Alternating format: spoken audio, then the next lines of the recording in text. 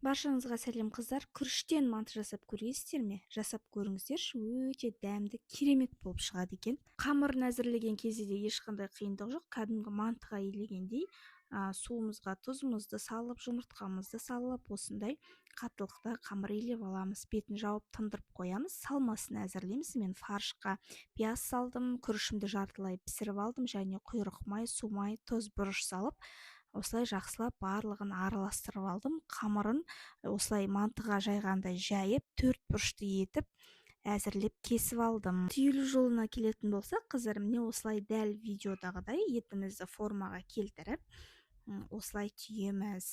Мұқият қарап қайталасаңыздар, ешқандай да қиындығы жоқ, оп-оңай. 40-45 минут мантоваркамызды пісіріп аламыз. Бетіне подливын жасаймыз. Пиязды қуырып, аджика, томат қостым.